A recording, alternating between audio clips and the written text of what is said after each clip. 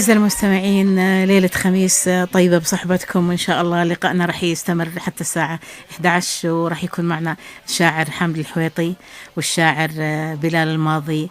تابعونا.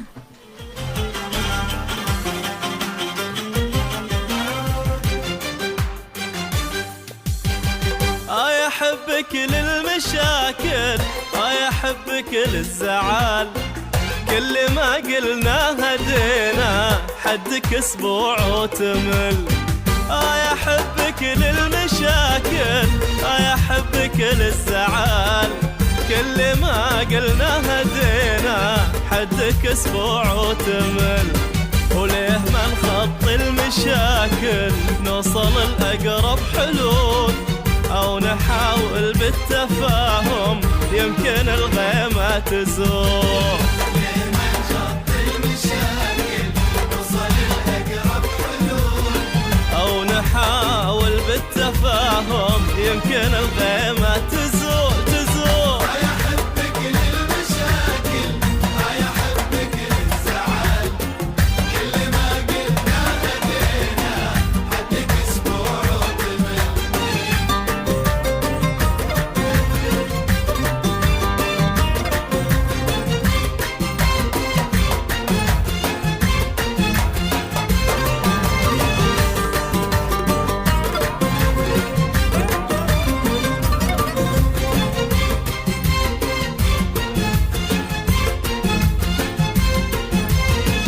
قد ما حاول أنا أرخي، قد ما تحاول تشد، أتنازل وأبغى أرضي بس ما حولي أحد. قد ما حاول أنا أرخي، قد ما تحاول تشد. مساء الخير أعزائي المستمعين، ولقاءنا الآن رح يكون مع شاعر أردني شاب، شاعر يملك الكثير من فنون الإبداع والإتقان، يرتقي بالقصيدة إلى سماء الجزالة والقوة.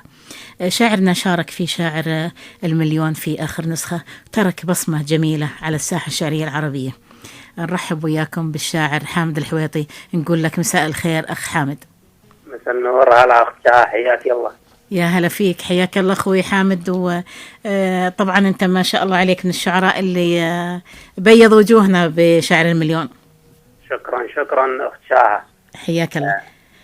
مسي بالخير عليك وعلى القائمين على هذا البرنامج الطيب، كما أمسي بالخير على المتابعين لهذا الأثير، وأمسي أيضا بالخير لقائد الوطن، ومساء الخير لوطن الخير أيضا. حياك الله بإذاعة عمان طبعا، وإذاعة الكل، إذاعة الأردنيين وإذاعة كل العرب.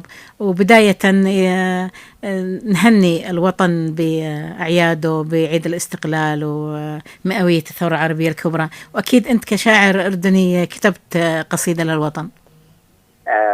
نعم أخت شاه. أولا اسمح لي تفضل أن أقول أصالة عن نفسي ونيابة عن كل مواطن أردني من أرجاء الوطن ومن أبناء البادية الجنوبية عامة، وعن قبيلة الحويطات وعشيرة السعيديين خاصة، أن أرفع أسمى آيات التهاني والتبريكات إلى مقام حضرة سيدي ومولاي جلالة الملك عبد الله الثاني بن الحسين المعظم، أدام الله عزه وحفظ ملكه وأبقى ذخرا للوطن، بمناسبة عيد الاستقلال ومئوية النهضة العربية الكبرى. نعم. فأقول 70 عام من التفاؤل والإنجاز، هذه مسيرتنا وهذا وطننا، أسياد شم خروس ونفوسنا عزاز، 70 عام عزومنا ما تثنى.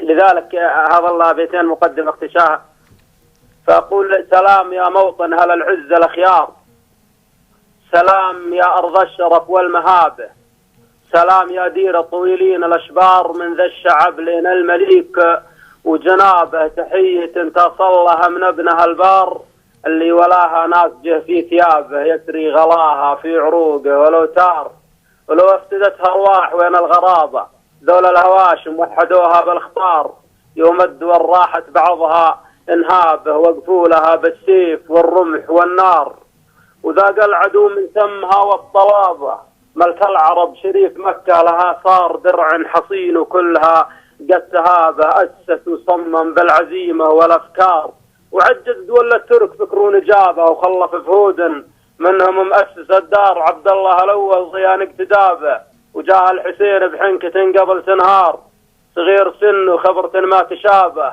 تلحفت به عز وجلال ووقار وتسيدت بالشيخ في شبابه. واليوم في عهد الملك بن الأطهار عبد الله الثاني رفيع النسابة ننعم بأمن، ولا يجي شعبنا أضرار مترفعين عن الشعوب الغلابة، على قدر أهل العزم ديدنا الصار، والأردن أول سيدي قد رقابه. هذا شعور شعوب وكبار وصغار عنهم، وجيت أمثله بالنيابة.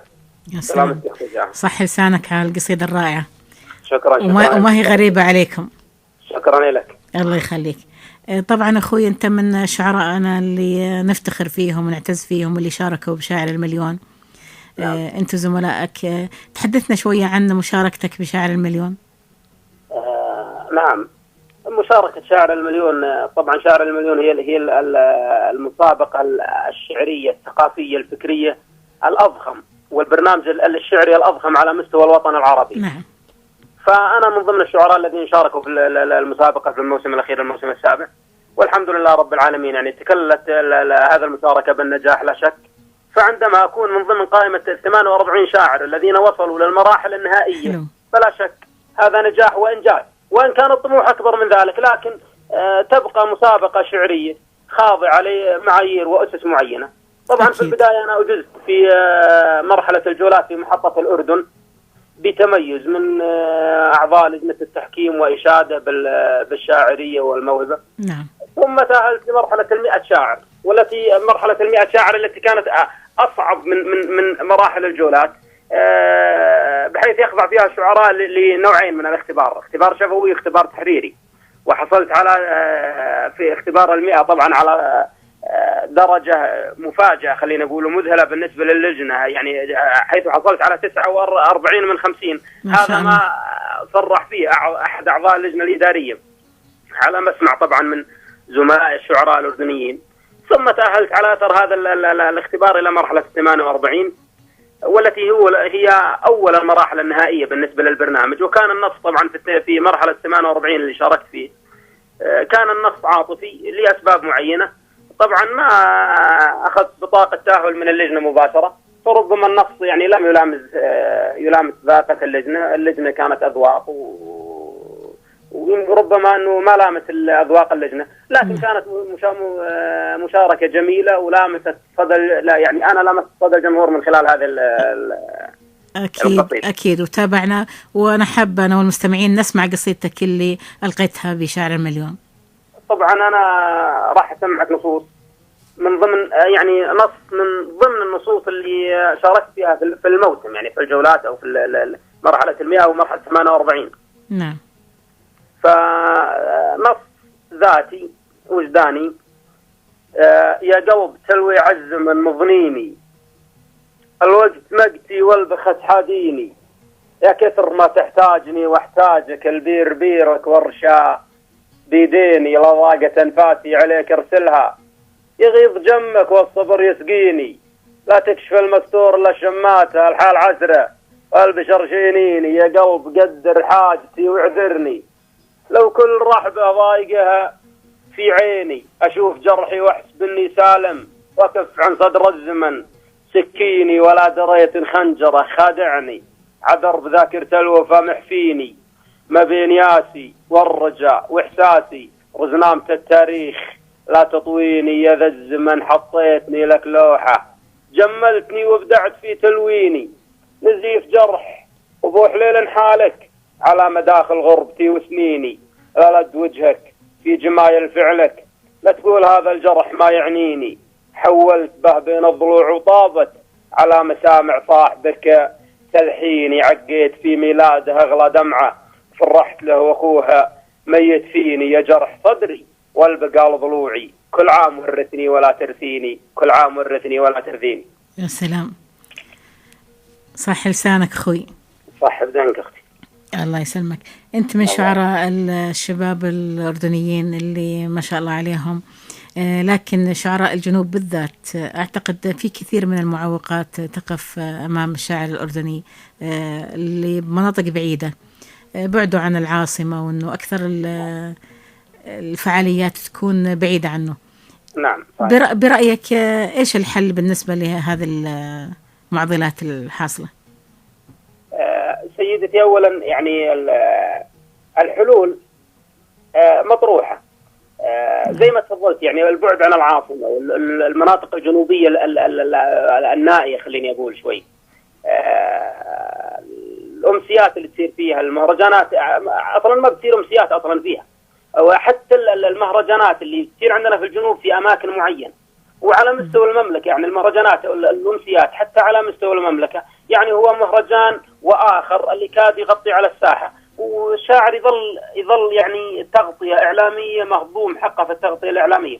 أما بالنسبة للشعراء اللي في الجنوب، هناك نخبة من الشعراء الجميلين، لكن حقهم هي التغطرس بعض الشعراء الواصلين والواسطات وأصحاب النفوذ، واسطاتهم في المنظمين البرامج، ممكن يعني ما أتاح لهم الفرصة للمشاركة في تلك المهرجانات أو الأمسيات. يعني حقهم مغبون بالنسبة للمشاركة. نعم، لأنه هناك أناس قائمون على بعض الأمسيات أو بعض المهرجانات تمتد لديهم أيادي، يعني بسطت النفوذ عليهم، يعني الشاعر الفلاني لازم يشارك، يعني لازم يشارك. صحيح. نعم. الإعلام بشكل عام هل هو مقصر بحق الشاعر الأردني؟ أختي، الإعلام بالنسبة للشاعر الأردني بشكل عام على مستوى المملكة، نعم. في تقصير. نعم، في تقصير. يعني احنا لما طلعنا في برنامج شاعر المليون لاحظنا انه القنوات الإعلامية يعني مهتمة كثير بالتراث، مهتمة كثير بالشعر، مهتمة بالثقافة، واحنا هذا التقصير، يعني اذا نعزي هذا التقصير وزارة الثقافة لازم تكون يعني اكثر اهتمام في الأمسيات، في المهرجانات، في الشعر تراث، الشعر فكر، الشعر حضارة. لذلك في قصور. هذه رسالة منك نوجهها لوزارة الثقافة، وإن شاء الله هذه الرسالة أنها تصل. وأكيد دائما الإعلام هو مرتكز داخل العاصمة، وأكيد الشاعر مثل ما قلت اللي بالجنوب بعيد، فالمشاركة راح تكون شوية صعبة، لأنه أكثر البرامج هي ليلية. نعم. وقليل من الشعراء اللي يقدر يجي ويشارك بالبرنامج. نعم. ودنا نسمع منك قصيدة الآن، وش تسمعنا؟ نعم، تسمع غزل، لأن المستمعين يحبون الغزل. ما في مشكلة. يقول: يا رصيف الأمس يكفينا حنين، وش مفاد الذكريات اللشقة، متعب الروحي عليك بزفرتين، وش خذيت من الجروح وش بقى، كلمتين عتاب ما بيني وبين، حلم عمر طاح بإحساس عشقة، طال بال الليل والخاطر سجين، واحتضيت البوح في حزة لقى، كم سؤال يبدد الصمت ويبين، وجف فدر نفرق اثنين اصدقاء، ليه ليل الصب مفتاح الأنين، وليه درب النوح مليان رفقة، والسؤال اللي على رقبة المدين، ليه سيف الغدر ما منه اعتقى، لو يبوح الصدر مكنون الظنين، ما لقيت دروبنا خوته نقى، واخر السمار جرح دمعتين، والمواجع كانها وجيه محقى، الحنين يهز عرش الصابرين، والطموح يموت وعراه وثقى، لا تنقى الذكريات السالين، ما تجيب الذكريات اللشقة، يا سلام، صح لسانك على هالمعزوفة الرائعة. صح الدنك. الله يخليك. وفي معنا اتصال. ألو. السلام عليكم. وعليكم السلام، يا هلا. كيف الصح؟ حياك الله. أمسي عليكم وأمسي على الشاعر اللي عندي. حياك الله، يسمعك الشاعر. حياك الله. عندي رسالة ودي أهديها. تفضل. مين معي عفوا؟ معك عود القطافين أبو قيس. حياك الله. يقول لك: يا من نصيتك وفي خاطري شيء، فصديت في وجهي حزن وكآبة، والله لو يمشي الميت مع الحي، ما عاد قلبي يعود لك بابتسامة، ما فات خله ذكرى مع الحي، يمكن مع طول الزمان ان تواجه، أهدى خاص للغالين وأمسي على أبو مروان العزازي. مشكور على الاتصال أخوي. حياك يا رب. هلا هلا. ونرجع لشاعرنا حامد. أخوي حامد حياك الله مرة ثانية. هلا حياك الله، تفضلي. يا هلا فيك. طبعا حكينا عن المعوقات وحكينا عن الإعلام وعن تقصير الإعلام وتجاه الشعراء، لكن أنا ودي ممكن أحكي شغلة إيجابية عن الإعلام كوني أنا طرف في هذا الموضوع. يمكن تركز الإعلام داخل العاصمة مثل ما قلت لك، وصعوبة الوصول وصول الشاعر للعاصمة، هذا نوع من العوائق. لكن ممكن أنا أكون عندي مقترح. نعم. إنه شعراء الجنوب بالذات، إنه مثلا لو يعملون أمسية شعرية مع بعض، وهذا وأنا بالنسبة لي كبرنامجي راح أجي وأسجل لكم البرنامج كامل لجميع الشعراء المتواجدين، أنا ما عندي مانع. سيدتي اقتراح جميل للأمانة، فإحنا اللي نطمح إليه نعم، إنه لما تكون تغطية إعلامية جميلة مميزة، حضور شعراء مميزين، حضور إعلامي مميز، سواء قنوات إعلامية أو إعلاميين أنفسهم، يعني نعم، هذا يعني محفز ومشجع. يعني أنا يعني ما كنت ظاهر قبل شاعر المليون نهائيا لسوء الوضع الإعلامي بالنسبة للشعر في المملكة عندنا. ما في كم برنامج، مع احترامي لبرنامجك وأشباهها من البرامج، يعني برامج ما ترقى المستوى برنامج شاعر المليون أو حتى بعض البرامج يعني يعتبروها أكتاف الشعراء سلم للبرنامج. لكن أختي يعني أنا ما كنت ظاهر قبل شاعر المليون، لكن بعد شاعر المليون لمسنا كيف الإعلام، لمسنا ودنا إشي يعني يكون إشي جميل، مظهر إعلام شعراء، في شعراء مستجدين، في شعراء ما ظهروا، في شعراء يعني من ضمن شعراءنا احنا اللي شاركوا معنا في البرنامج تأهلوا لمرحلة المية، او في الجولات وما تأهلوا لمرحلة المية، منهم ان اجمل منا، والله لسه اجمل منا شعراء موجودين ومغمورين ومظاهرين. فحظ الله حقهم على وزارة الثقافة، حظ الله حقهم على الإعلام. لو تصير مهرجانات أمسيات كذا، يعني في هناك شعراء لديهم رسائل كثر وطنيين، شعراء وطنيين، شعراء عندهم أفكار ربما تصب في صالح الوطن، تصب في صالح المواطن، تصب في صالح قضايا إنسانية، قضايا اجتماعية. صحيح. نعم. والشاعر الأردني صراحة يعني أنا كل الشعراء الأردنيين اللي شاركوا بشعر المليون، اللي تأهلوا واللي ما تأهلوا، كانوا عبارة عن رائعين وأكثر من رائعين، جداً لا يقلون شاعرية عن أي شاعر عربي آخر. نعم. صدقا يعني. تماما. نعم. وأقول أنا بكل فخر أنه كانوا شعراءنا يعني من أجمل الشعراء اللي شاركوا على الساحة الشعرية العربية. الحمد لله رب العالمين. ونحب نسمع منك قصيدة الآن. تفضل اختي، ما في مشكلة. علميني يا المقادير العلام، كم يوم نستشير ونفتخير، نلحق الشرهات شيء من الملام، والأمل في عيوننا ضحكة غرير. علميني ليها تمتم للغمام، واستمده بس يرويني خرير. لحنيني يا تراويد الغرام، وانطريني للحياة أجمل عبير. لا يعيش الحلم في كنف الظلام، يا بصيص النور خذ بيد الضرير. كل ما عينت والضيقه منام، صح نومك بالعوافي يا ضمير. وكل ما عينت لغصوني حمام، تنعق الغربان عجنب الغدير. شبعتني دنيتي معنى الوئام، ولا لحقت من الظلال إلا الهجير. التجافي صار للعالم نظام، ما تحمل ليه يا القلب الكبير. ما طفح لك كيل يا صعب المرام، وصفالك وانت حسادك كثير. اطعنوك وكل طعناتك سلام، لانك اكبر من تلفات العشير. لك كناين ما هي خلي من السهام، بس يسلم راس مغزاك الاخير. لو نكن السر عن بعض الانام، ليه مدري يفهموها من الزفير. علميني يا المقادير العلام، وطلقيني للفضاطير ويطير، وطلقيني للفضاطير ويطير. يا سلام، ما قصرت، صح لسانك. شكرا صاحب دنك. يا هلا. وفي معنا اتصال. الو. خير شاها. هلا، مسا النور. محاكي سمر حدادين. هلا حبيبتي، حياك الله. مستمع بستمع دائما للإذاعة، وهاي الإذاعة زي أمي وطني الغالي. يا هلا أخت سمر.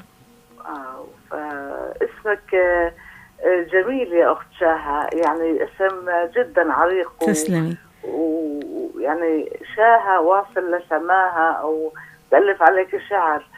وبالمناسبة كل عام وجلالة الملك عبد الله الثاني الأخير والمستمعين الكرام. آمين. هاي الإذاعة الحلوة اللي وصلت للعراقة وللأصالة بفضل مديرها السيد نصر العناني. بدي أهنيه على الوسام اللي أخذته. فعلا إذاعة تستحق الوسام بالفعل. يستحق. فعلا على دوره. أبدعت الإذاعة ببرامجها ومعدينها من الصباح إلى المساء. وعندي اقتراح سيدي. تفضلي. يعني شاهة، إنه دائما المستمع بالساعة 11 بكون سهران، فبعد الساعة 11 طوال بنسمع الأخبار. انقتلوا قتلة بعدد هائل. يعني الواحد بكون عايش بجو شعر، عايش بأجواء حلوة. بنسمع يا ريت يوم الخميس تكون الأخبار يعني بس محلية، وأخبار لنشرة الجو.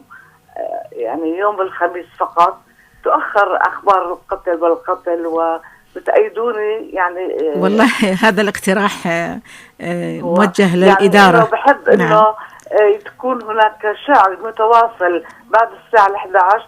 نستضيف من البحرين أو من قطر أو مصر أغاني نتعرف على تراثهم القديم، فتكون متواصلة بالأغاني اللي هي العريقة والأصيلة. بدلا من الأخبار المزعجة بالمساء، تكون سوى أخبار محلية هي فقط يوم الخميس، لأنه الناس بتكون سهرانة. ويا ريت إنه هذا اقتراح يعني. إن شاء الله هذا الاقتراح يوجه للإدارة، وإن شاء الله راح يمشوا عليه إن شاء الله. وفي اقتراح ثاني. يعني احنا الأردنيين بصراحة عمالنا بنسمي أولادنا أسامي أجنبية غربية، يعني حرام عن جد. يعني بكون واحد ابن أصله فصل وشام وهيك، بنروح بنسمي أسامي ما بعرف من نجيبها. فاسمك أنا يعني أول مرة بصراحة بستمع له. والشاعر العريق سيد لافي برضه من الأسامي المحترمة. فيا ريت نخلي أطفالنا يتربوا على أجدادنا. في عندك أسامي رحمة، أسامي عائشة، فاطمة، هاي بنتباهى فيها الأسامي. صحيح. يعني بتأيدوني. أكيد نأيدك. تحية لكم على إذاعتنا. مشكورة حبيبتي على هالاتصال وعلى المداخلة. شكرا. هلا فيك. هلا. نرجع لشاعرنا حامد. هلا أخوي، حياك الله. هلا. هلا. طبعا الأخت سمر كلامها مزبوط، أنه صارت أسماء يعني ما لها علاقة لا بالبداوة ولا بالأصالة ولا بالحضارة. نعم صحيح والله. صحيح. معها في اللي قالته والله. أكيد. وحابين نسمع منك قصيدة بعد قبل ما ننهي حديثنا معك. أخيرة ولا قبل الأخيرة؟ لا قبل الأخيرة، رح نعطيك وقت. ما عليك. يا مبعثر في جروحي ما كفنك، تو مغمد خنجرينك يا جراتك، وخسار الدمعتين لا بكنك، يوم ريح الشوق ما هزت عباتك، بت ليلي والمشاعر يحترنك، ليلتين من العذاب مغيباتك، بعثرني في الدروب ولا لقنك، روح لك الله لا يلملمني يا شتاتك، لو رجيت من الليالي يبعدنك، وانتهي من قصتك واقطع صلاتك، ما استريح ولا يجيني صبر عنك، اي راحة والولها من معجزاتك، لو هجوتك في غلاية يساوم منك، لي خفوق ما يساوم في غلاتك، والله اني لو عروقي يشربنك، ما رويتك لو تنحرني فراتك، والله اني لو عروقي يشربنك، ما رويتك لو تنحرني فراتك، طالبك يوم المشاعر بايع عنك، لا تحمل طاقتي كل امنياتك، والله اني لو بغيت اسج عنك، رحت احن لكل شيء بذكرياتك، رحت احن لكل شيء بذكرياتك. الله الله. ونسمع منك القصيدة الأخيرة تودع فيها مستمعينك. نعم هذا الأخيرة مناجاة طبعا بعد القصائد الغزلية. يقول يا رب عفوك تالي الوقت ليشين، قصر يدينا والثمر بشجرتنا، عادي نسولف نحسب اننا مقيمين، في وجه الارض مالنا مشغلتنا، تجتاحنا عاصفة الاحلام لوين، لقدمتنا كانها اخرتنا، نشحذ من الدنيا فرص مستزيدين، وش غير موت قلوبنا ورثتنا، نركض وراها فكرنا مستفيدين، ما تكترث من ركضنا مدبرتنا اموات، لكن نلبس ثياب حيين، ومن يوم شافت حالنا كفنتنا، ما نتعب واحنا خلقنا عجولين، لا رحبت في غيرنا رحلتنا، لو عاد نخشع يا صفوف المصلين، نبيعها ونحس تبنا شرتنا، يضعف بعضنا من صغار الشياطين، وش حالنا لو امردتها غشتنا، واحنا فقراء لله ما احنا غنيين، الواحد اللي رحمته ما نستنا، يا رب ميتتنا على الشرع والدين، بين الاذان وقومته خاتمتنا، من لا اله الا انت ودنا عناوين، من قبرنا لا بعثنا لاخرتنا، وقف عليها الالسنه والشفتين، واجعل بها يا رب عطر ضيحتنا، واجعل بها يا رب عطر ضيحتنا، اللهم امين. اللهم امين، وصح لسانك على هالخاتمه الجميله، ومشكور اخوي حامد الحويطي على تلبيه دعوه البرنامج لك هذا اللقاء، وباسم مستمعين اذاعه المملكه الاردنيه الهاشميه نقول لك حياك الله وما قصرت. شكرا لك اختي شاهة، وشكرا لكل القائمين على البرنامج، وتصبحون على خير. الله يخليك، حياك الله، يا هلا. شكرا لك.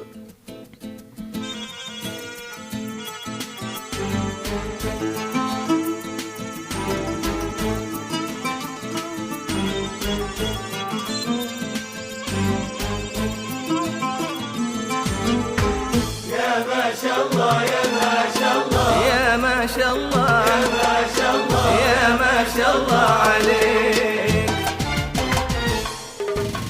يا ما شاء الله عليك، كل جمال الكون فيك، يا ما شاء الله عليك، كل جمال الكون فيك، يا ما شاء الله عليك، كل جمال الكون فيك، كل من شافك يقول لك، كل من شافك يقول لك، يا ما شاء الله عليك، يا ما شاء الله عليك، يا ما شاء الله عليك، الجمال الكون فيك، يا ما شاء الله عليك، كل جمال الكون فيك، يا ما شاء الله عليك، الجمال الكون فيك.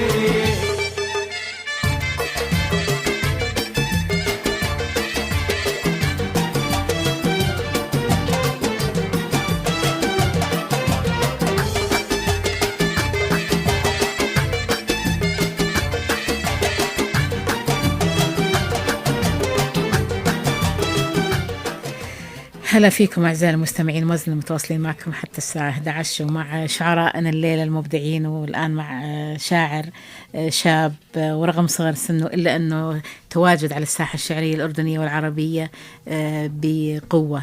شاعر كتب أجمل وأعذب القصائد، وشارك في شعر المليون، وشارك بقصيدة عبرت عن موقف الأردن عن كل ما يجري، وقال ما لم يقله السياسيين نحو الأردن. شاعرنا وصل إلى مرحلة 24 في شعر المليون، إلا أن التصويت خانوا كما خان جميع شعراء الأردن اللي شاركوا بالبرنامج. نرحب وإياكم وباسمكم بالشاعر بلال محمد الماضي، نقول لك يا هلا فيك أخوي. يا هلا ومرحبا أخت شاهة، كيف الحال؟ حياك الله، يا هلا فيك. أنا سعيد بحضوري معكم اليوم، وأشكركم على هالدعوة الطيبة، واسمحي لي أني أهني الوطن وقائد الوطن والقيادة الهاشمية والشعب الأردني على في يوم الاستقلال. ومن هذا اليوم في هذا اليوم من هذا المكان نترحم على أرواح الشهداء. نعم. أي نعم. ما قصرت. وطبعا شاعرنا أنت ما شاء الله عليك، يعني من الشعراء الشباب اللي أبدعوا وكان لهم بصمة جميلة على الساحة الشعرية في شاعر المليون. وكانت قصيدتك هي عبارة عن يعني موقف الأردن بشكل عام، يعني أنت قلت ما لم يقله أي واحد سياسي. صراحة أنت كفيت ووفيت بالحكي على الأردن. الحمد لله، هذا توفيق ربنا بالبداية، وهذا واجب كل شاعر. الشعر هو بالنهاية رسالة، فلازم الشاعر يكون على قدر مسؤوليته أنه يحمل الرسالة هذه ويتكلم عن وطن، ويتكلم عن أي موضوع أكيد. ممكن يخص الوطن، يخص أي قضية اجتماعية. فهو رسالة، وإن شاء الله أن نكون دائما وابدا أن نؤدي الرسالة المطلوبة منا كشعراء، ونقوم بالشعر بالشكل اللي ينطلب منا بإذن الله. نعم، نسمع منك هذه القصيدة. قصيدة المشاركة في شعر مليون. نعم. مرحلة 48 على طول. تفضل.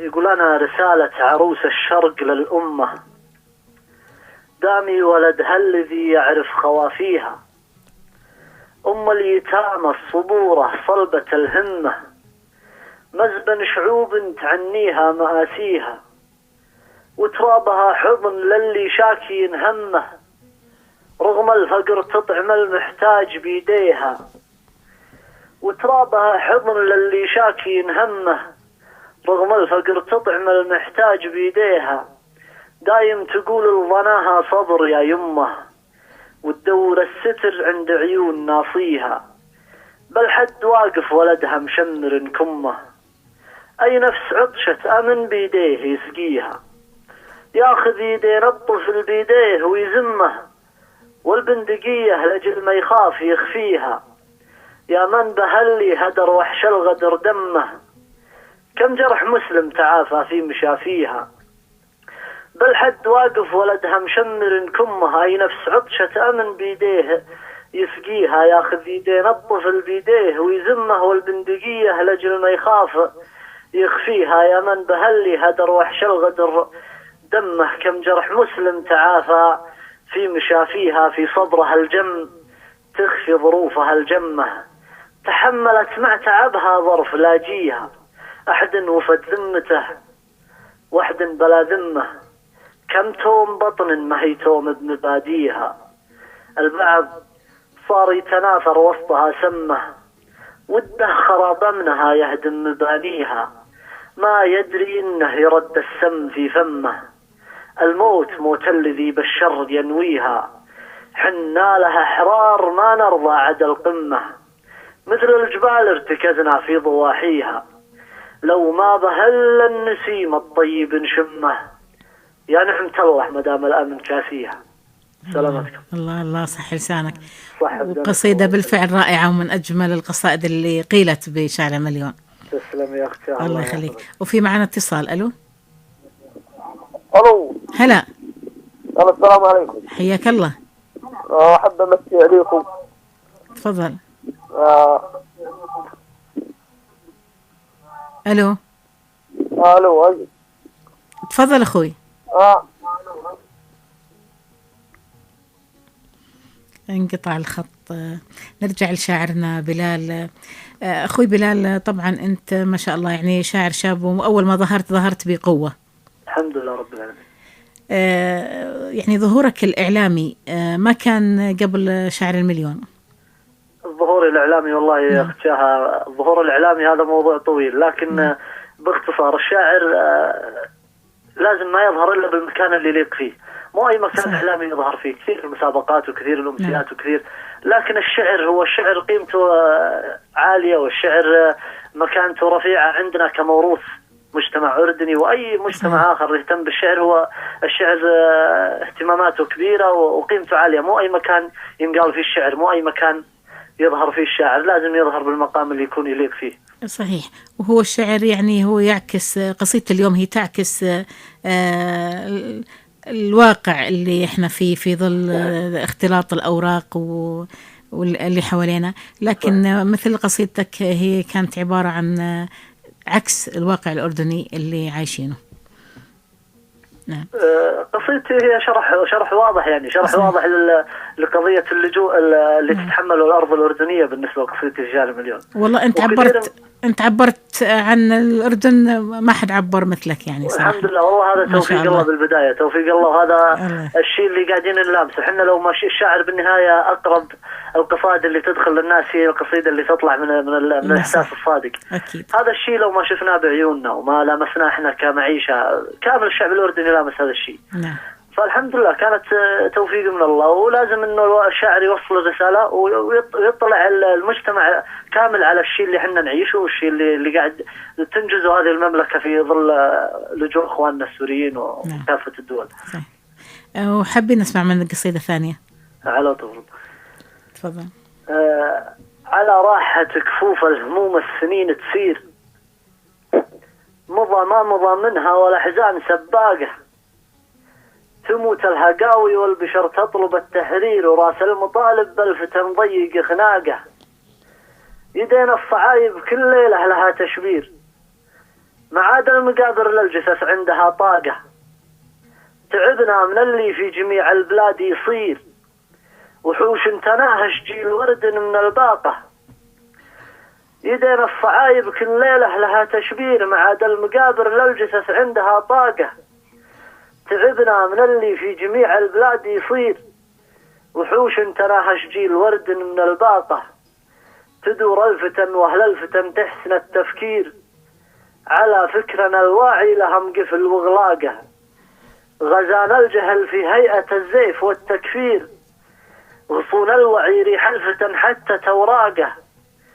نشوف الفتن والذل والموت والتعذير، لزوم التعاون يتزن بالعرب ساقه، نشوف المساجد صابها العنف والتفجير، غدت ذبحة المسلم مثل ذبحة الناقة، متى تصحو العزة من الخوف والتخدير، متى سيفنا الغيرة تجي تعلن طلاقه، نشوف المساجد صابها العنف والتفجير، غدت ذبحة المسلم مثل ذبحة الناقة، متى تصحو العزة من الخوف والتخدير، متى سيفنا الغيرة تجي تعلن طلاقه، ولا شك هذا الوضع يحتاج له تغيير، رجوع العرب للدين والفعل بأخلاقه، ونشر الوعي بالجيل هذا مع التحذير، إن أهل الفساد اللي يعنى الدين فراقه، يا رب ارزق الأمة على نصرها التيسير، آمين. يا رب النصر حنا لنا شف عناقه.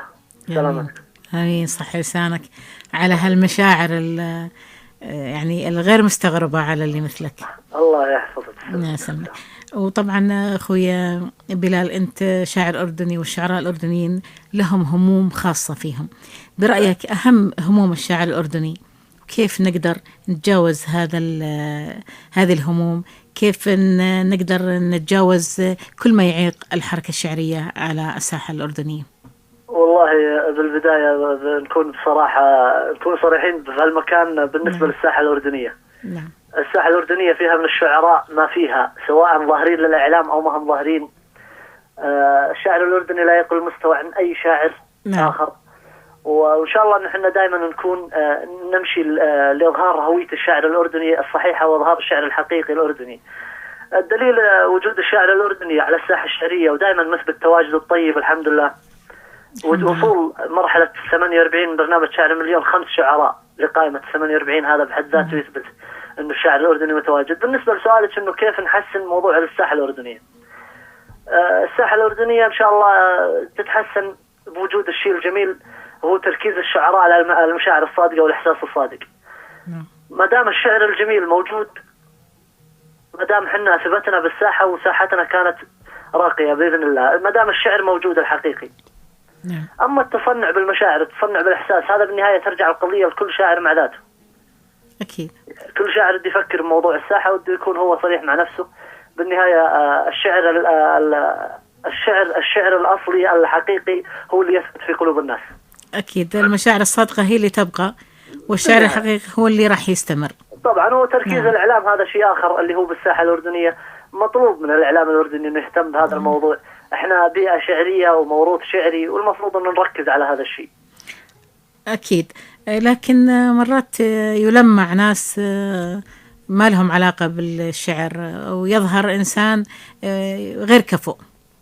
صحيح. بالنهاية لو يلمع الغير كفؤ، أهل الذوق وأهل الشعر صدقيني أمور مكشوفة. ما يعني أكيد. أنا قلت لك بالنهاية الشعر الحقيقي هو اللي يصل، خليه يلمع 2 3. بالنهاية الشعر يثبت. هذه اختصار لهذا الموضوع. بالفعل.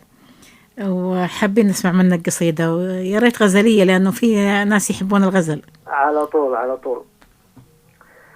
يا قايدة جيش القصيد، انتي مواضيع القصيد، فيك القصايد تنتعش ونتنفس لطروقها، لسان القصيد بحضرتك ما هو بخيل، ولا عنيد يوم من غيرك بطل بصاب الجفاف حلوقها، عز الله نشوفك يجيب العافية لو من بعيد، فيك الوصايف شامخة تشرح كثير فروقها، قيدتي بزينك بنات الناس من قيد الحديد، المترفة بنت الشيوخ اليوم ضايع سوقها، من يرتشف صوتك يقول أرجوك هل عندك مزيد، سلة فواكه وهني منه يا ناس يذوقها، قيدتي بزينك بنات الناس من قيد الحديد، المترفة بنت الشيوخ اليوم ضايع سوقها، من يرتشف صوتك يقول أرجوك هل عندك مزيد، سلة فواكه وهني منه يا ناس يذوقها، اللي مشت من ثقلها يلزم لها 10 عبيد،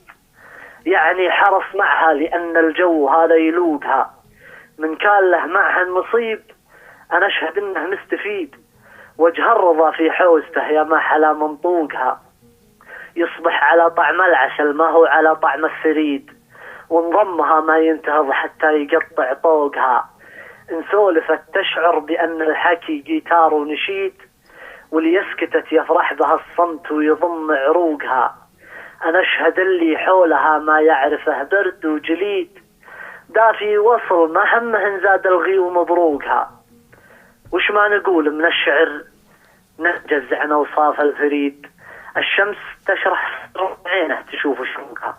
يا سلام يا سلام، ما قصرت. الله يعز. الله يخليك. بلال الماضي شاعر شاب ما شاء الله واسع، أكثر المواقف اللي تتأثر فيها وتطلع منك قصيدة جميلة بهذا الشكل؟ والله القصائد بالنهاية إحساس، ممكن مو بكل وقت الشاعر يكتب ومو بكل ظرف. نعم. هو وشخصيته واهتماماته بالمواقف الصراحة، بالمواقف الممكن حساسة اللي تمس الإنسانية، أشوف نفسي في المواقف اللي تمس الإنسانية. نعم. أكون موجود إن شاء الله، وبإحساس ولا مو بتصنع إن شاء الله. إن شاء الله. وفي معنا اتصال أخوي بلال. ألو. ألو. ألو مرحبا. هلا. كيفك؟ حي الله. معي مشاركة. تفضل. قابل الطيب بالطيب والوفا حقه وفا، والردي ما همنا لا ونلحق وراه، وانا حطينا ما ننتظر من الردي واعطى يكفي من خواكف من هادي ومحناس، مع تحيات من هادي ومحناس، احس اني ما ادري كيف. الله اكبر. مشكور على المشاركة. ومع شاعرنا الليلة بلال. هلا اخوي مرة ثانية. يا هلا بك. حياك الله. كشاعر أردني وكشاعر عربي، ودائما الهموم تقريبا هي الهموم وحدة. أكيد ما في شيء. نعم. أكثر أنواع الشعر اللي تشدك لكتابة القصيدة، يعني أكثر أنواع الشعر أنه تحب تكتب، وأنا أعرف أنك تكتب بالإنسانية وتكتب بالمواضيع القومية أكثر من المواضيع الشخصية. والله شوف، المواضيع الشخصية هي بالنهاية تجربة شاعر، أي شخص عنده تجربة شخصية. نعم. دائما الشاعر أو أي كلام يعود لتجربة شخص ما يكون مؤثر بالمجتمع بصراحة، لكن الموضوع العام. نعم. والهم العام، إذا الشاعر أو أي كاتب رواية أو أي كاتب مقال إذا كتب بالموضوع العام يلامس جماهيرية ويلامس حسيس مجتمع بصراحة. صحيح. ولا الهموم الشخصية موجودة والقصائد الشخصية موجودة بصراحة. نعم. مثلا القصيدة الاجتماعية أو القصيدة الوطنية دائما هي تأخذ الحيز الأكبر من الانتشار أكثر طبعا من القصيدة هذا اللي أنا كنت أعنيه، إنه هي القصيدة اللي تمس مجتمع، ما هي مثل القصيدة اللي تمس شخص. صحيح. تأثرت بأحد من حولك يعني بالشعر أو؟ والله أنا الشعر ما هو جديد علي، أنا من بيئة شعرية والله الحمد، من جدودي رفعان بالماضي صاحب قصيدة المهرة. ونعم فيه والله. الله يسلمك مع الزود. ولو قصايد هذا على بني صخر، وأنا عندي هذه القصائد. نعم كثيرة قصايد وبين مرددات بينه وبين بني صخر. نعم. تذكر منها شيء؟ والله هي لا والله من قصايد مراددات، ولا والله ما في شيء من قصيدة المهرة. نعم. من قصيدة المهرة اللي يقول يا مهرتي يا شيء بعيني لي عاد. طبعا القصيدة هي أنا أعطي منها أبيات مش مرتبة يعني. نعم. يا مهرتي يا شيء بعيني لي عاد، يا شيء بعيني كان منتي مرادي، وإن كان منتي طوعت الرأس مسناد البر ما له فادت سنه، يا جوادي نصيد بالغرات ومرات ننصاد، ومن صاد بالغرات لازم يصادي. لأول مراجل حاشها كل من راد، ما صار بعيال الحمايل نوادي. يا سلام. سلام. تسلم. أكيد يعني من شابه أباه جده ما ظلم. الحمد لله، الله يجعلنا عند حسن ظن السامعين إن شاء الله. ونسمع منك قصيدة من إنتاجك أنت. على طول. هذيك القمرة الزينة القويمة، بشر واحد يحسنها عتيمة، شعور اللي مفارق غير عنا، أحاسيسه مع الدنيا أليمة. صحيح إنه مثل ما نشوف شايف، ولكن بالقمر يلمح نديمة. يريد عيون خلق الله كثيفة، يخاف الناس تمشي بالنميمة. يقوم يسولف القمر بهداته، كأن اللي فقدها له كليمة. يقول انتي أماني مستحيلة، علامك ليه ما انتي لي رحيمة. يقول أعرف هداتك واعتدالك، وأعرف دروبك إنها مستقيمة. أنا منسى السنين اللي جمعتنا، أشوف الهم في صدرك وقيمة. بلا سبة هدات الوصل راحت، بلا سبة هدات الوصل راحت، كأني مرتكب عندك جريمة. علامك ما تردين الرسايل، وأنا أعرفك على قلبي كريمة. نسيتيني بلا استئذان مني، كأنه دنيتك مني عديمة. كأنه شيء ما قد كان فينا، نسينا وعودنا اللي هي حميمة. نطحت اللي بغوني عنك حيد، لأني طالب إنسانة عظيمة. إذا عندك عذر أرجوك قول، بلاش أفسر غيابك هزيمة. إذا أخطيت أنا أقول اعذريني، تعرفيني بلا نية لئيمة. أنا حطيت في صدري من مالك، ملكتي صدري انتي يا حكيمة. أنا يمنى ما تردى، أنا شلتك على كفوفي الكريمة. أنا يمنى ما تردى، أنا شلتك على كفوفي الرحيمة. أنا ما أحب أسولف وش جعلتك، تعال أذكرك حاجة قديمة. حكيتي لي أنا مالي قرايب، تيتمتي صغيرة يا حليمة. وأنا قلت أبشري بالستر مني، كفلتك بالغلا ستر وحشيمة. بكت من صدق وإحساس ومشاعر، وقال احكي ترى دمعك جريمة. تريد تقول والله اغصبوني، وغطت بينهم يا ناس غيمة. سكت من شدة الموقف وغمض، وقال الحمد أنا كاف اليتيمة. وقال الحمد أنا كاف اليتيمة. يا سلام.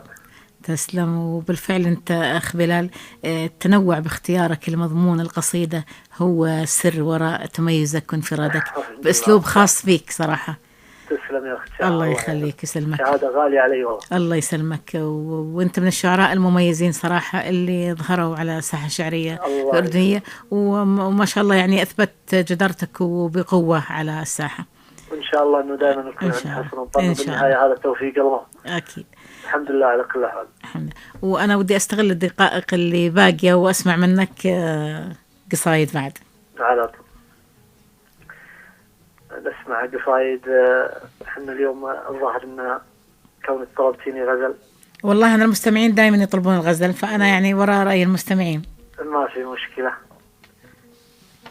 بعد إذنك تفضل. يقول ولي فلحشة خده مثل حبة الرمان، لطيف الجسد خشمه تقل حبة عنبه، رموشه مثل صف الحرس والملوك عيان، وللسم ما ينشاف مدري إذا ضبه، عليه مو خلي سكن هيبة البدوان، أنا فدوة عيونه ولا اشتاق وأحبه، وصد شالها الهيبة لها يا عرب مسكان، يحب القمر بس القمر كذب ما يحبه، يقولون للي ينزل من السماء هتان، وأنا أقول دمعة القمر غير طبه، يقولون للي ينزل من السماء هتان، وأنا أقول دمعة القمر غيره مصبه، رقيق سخيف العود راقي جميل اللسان، جميل المبيسم لا ضحك كبدي مشبه، حضوره يكون وغيره اللي يحضر ما كان،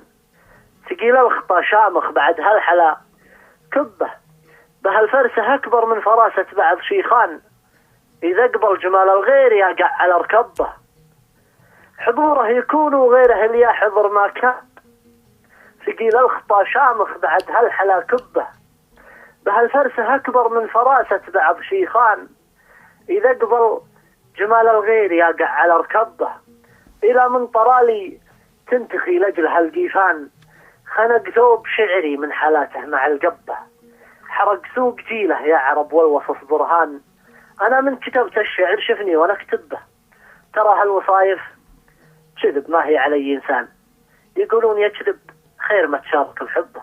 سلام. يا سلام، بالفعل قصيدة رائعة، ونسمع منك آخر قصيدة اللي على طول قبل نشرة الأخبار على طول إن شاء الله. ملامح حشرجت صوت العتة العيون حروف، صدى صمت حزن تقسو على قلبي معاملته، تعاتب مين يا قلب العنا دامك غني بالخوف، تحمل جمرة أوجاعك وخل الليل واسئلته، تواجه جبهة أفكار الغياب وجيشها المصفوف، أو تواجه ألم ليل يا ليت الشمس قاتلته، أنا بوجه الأمل يا ليل ما ودي تمد كفوف، عجزت سهر فيك وتلوعني مجادلته، ذبحني في مواضيع الفراق ووردي المقطوف، تشمت بالسهر قايل علام الورد ما طلته، مدامك غبت يا الغالي وصار لي ظروف، ترى غيابك بديه سيوف مدري ويش مشكلته، قطع انقل أماني وانعمى حلمي وانا مكفوف، بعد ثوب الجفل ضاق خلقي من دابلته، تشد يديني الذكرى غصب وارجع وانا مكتوف، على باب الوصال اللي يدينا الوقت قافلته، علم الله يا الماضي لو انك تدري المكشوف، بقيت ومقبل الغصة بصدري ما تعجلته، طفى ضوء المدينة في غيابك والألم مرصوف، على درب الكتوم اللي قلوب الناس جاهلته، تحاكيني دفاتر ذاكرتنا والحروف سيوف، مراحلنا الجميلة يومك أجمل ما تخيلته، بكان أول لقى يطلب دقيقة والحياة مكسوف، بكت عين الخشب في كرسي دموعه مبللته، بقى صوت اللي قال لي من وسط بير الطهر مغروف، توضت نيتي صدق وعفافك ما تحايلته، توفت قصة الوصل وبقت حشمه وقلبي روف، وبقى لك سر من باب الأدب ما يوم أنا قلته. سلامتك.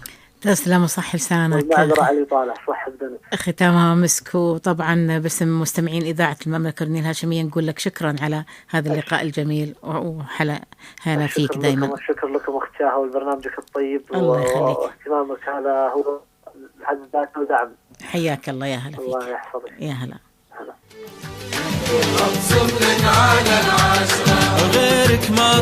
أعزائي المستمعين وصلنا لنهاية حلقتنا اليوم معكم من برنامج ليلة خميس. نستودعكم الله وتصبحون على ألف خير.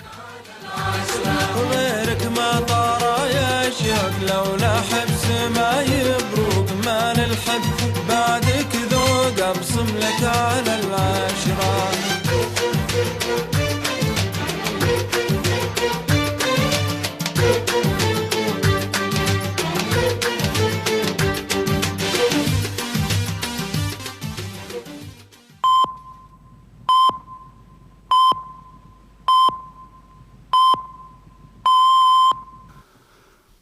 الحادية عشرة ليلا، الساعة الآن في عمان، إذاعة المملكة الأردنية الهاشمية. أيها السيدات والسادة، السلام عليكم ورحمة الله.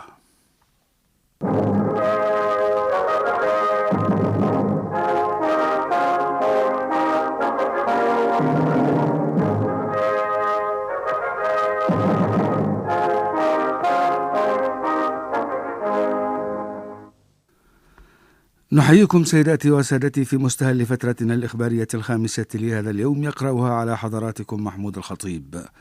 وقبل تفاصيلها هذا عرض لعناوينها. جلالة الملك عبد الله الثاني يرعى الاحتفال الوطني الكبير بالعيد 70 لاستقلال المملكة الأردنية الهاشمية الذي أقيم أمس في قصر رغدان العامر، والفعاليات الرسمية والشعبية تواصل الاحتفالات بهذه المناسبة ومئوية الثورة العربية الكبرى.